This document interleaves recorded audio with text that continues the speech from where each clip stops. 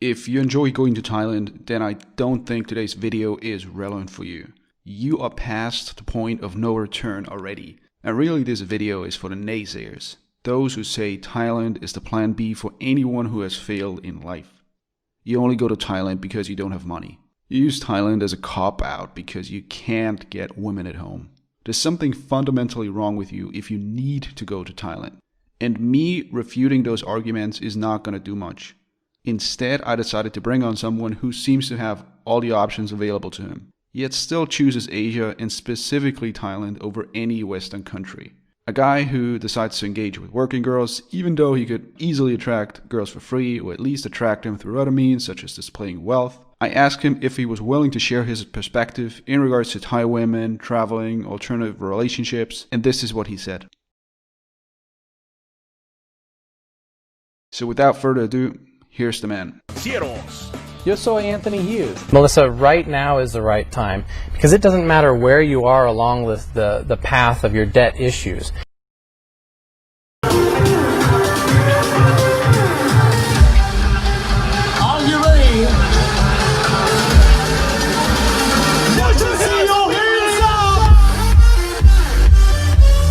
King Epic, Anthony Hughes, also known as Dr. Tony Huge here, and I'm glad to share my advice and experiences in alternative relationships around the world, especially my favorite places in Southeast Asia. I think he has some interesting perspectives to share, specifically because he's not the typical guy that the critics refer to when talking about Thailand. And secondly, I personally know a lot of guys who want to go to Thailand, but they can't. And they can't because they don't want to be one of those guys who go to Thailand. And by those guys, I mean the stereotypical Thailand tourist portrayed by mainstream media. So maybe when those guys see someone like Tony, or let's say even like Dan Bilzerian go to Thailand, that alone starts to erode their preconceived notions about Thailand, and maybe in their mind, a no, absolutely not, turns into a, yeah, maybe I'll try, why not? Now, like I said in many of my previous videos, this is super important. You might think, what's the big deal? It's just a Thailand trip, no biggie, right? But anyone who's been here will tell you that specifically that very first trip can have a ripple effect and change your entire perspective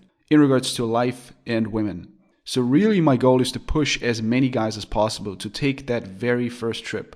And that's it. I'm not going to tell you to ever come back. Just take that first trip and see how you feel afterwards. I mean, look around. How many guys are quasi-slaves? They either feel so deprived that they're willing to do whatever to get a girl that is so far below what they actually want. Or they feel a strong sense of scarcity. If I lose this one, I might not find another one. I better sign a lifetime contract with her. 2 weeks in Thailand and you cannot even relate to that type of thinking anymore. So let's get started. Warning!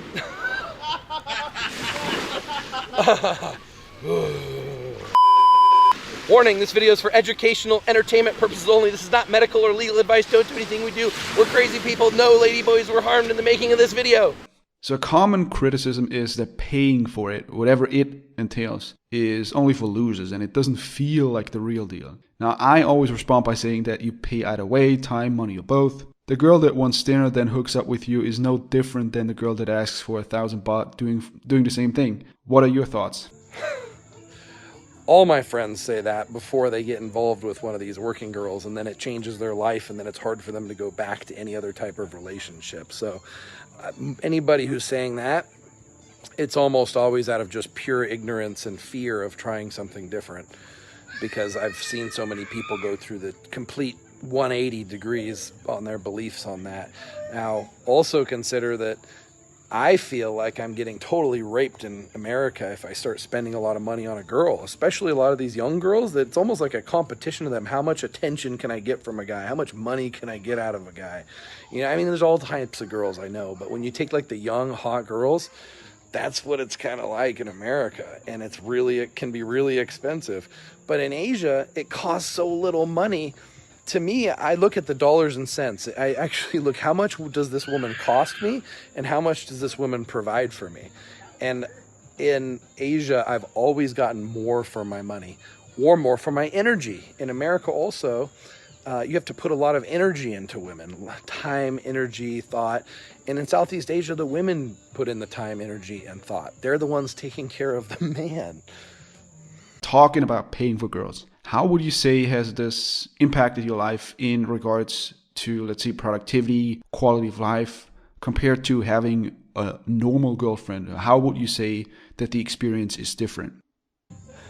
I think that the trip that I took to Asia the first time revolutionized the way I thought about relationships. I didn't know that you could meet a girl and fall in love so quickly and have such an amazing relationship in such a short period of time, and then have a girl be so supportive of you as a man, encourage you to work, support you to work instead of nagging all the time. Most of these girls never ever nag me about anything. There's nothing negative. So imagine having women just supporting everything that you do, encouraging you, taking care of you, how much more productive you can be, how much higher your quality of life is.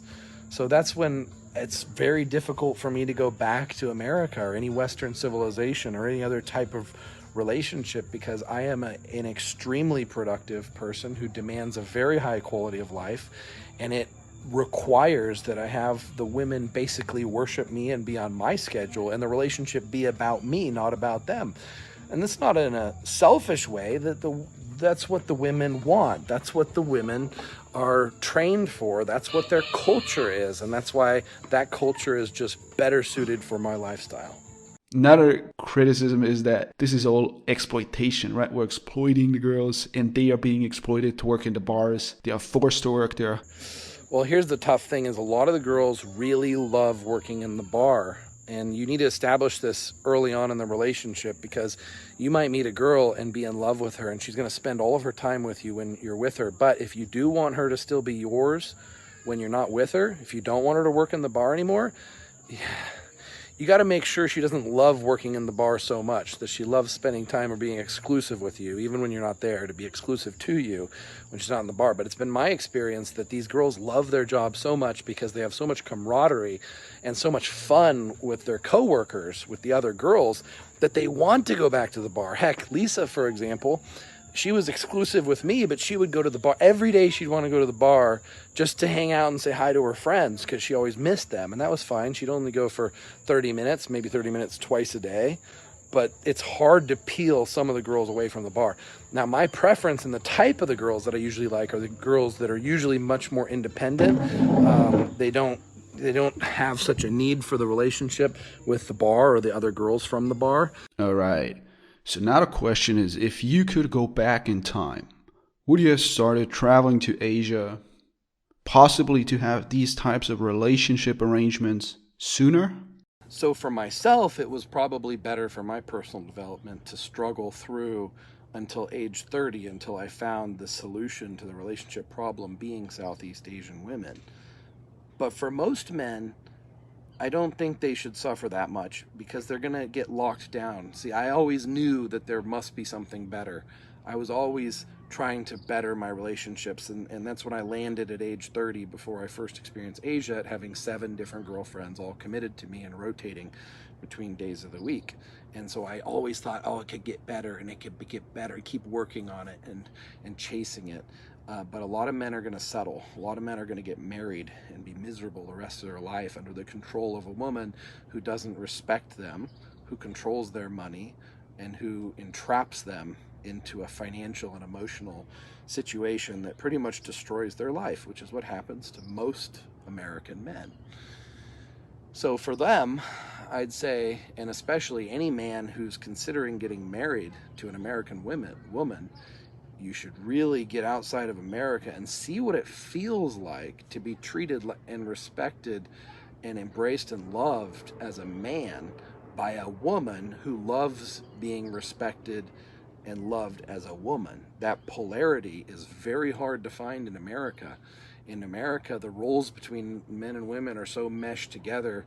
I don't even know how the future of American sexuality is going to work, because men's testosterone levels are plummeting. American men are becoming more feminine than a lot of American women because of this confusion between the masculine and the feminine, and this attack on a man's masculinity and anything masculine in America. So for most men, you need to get out from under that, because you don't realize how much it influences you. Don't realize, as a man in America, how pussy whipped you've become in every way and in your perspective. And you need to get out for long enough to experience something different.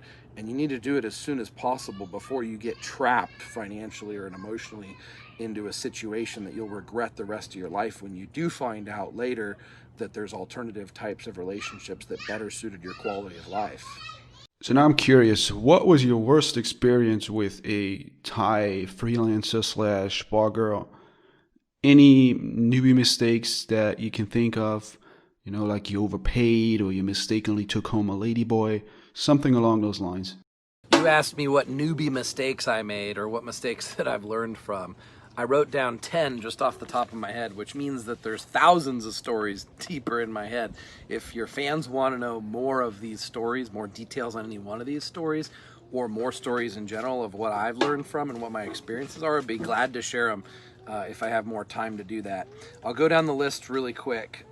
Cherry girl. The first mistake was assuming that when I pay for a girl in a bar, then I get to do whatever I want with her, that I own her for that time, when really I'm just bar fining her to have the opportunity to spend time with her. So technically, we could get to my place and she could go to sleep and not do anything. That's what happened with this Cherry girl. I brought her home and she's a virgin.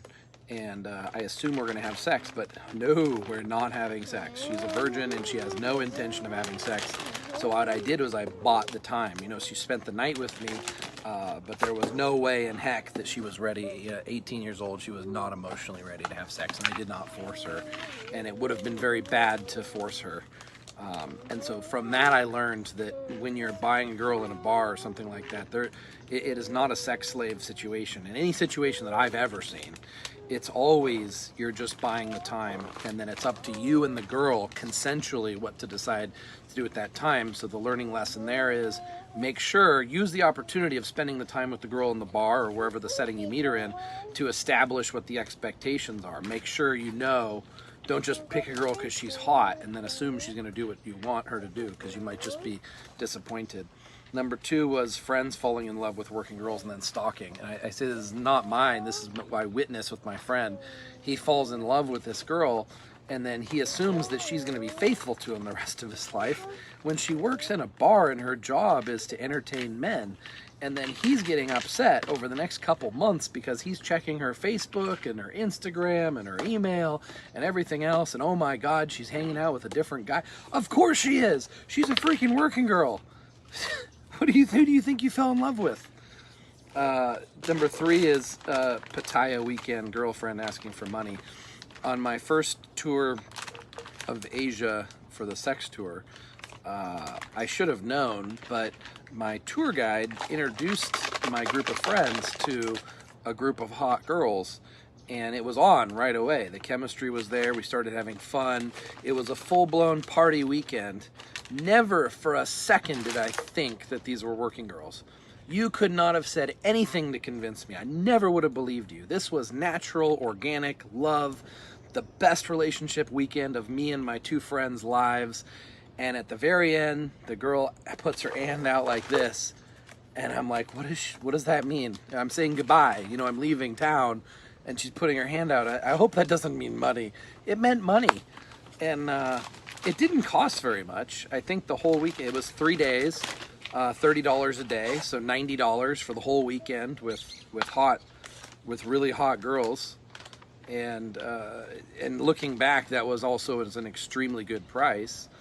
But I just didn't, I thought it was love.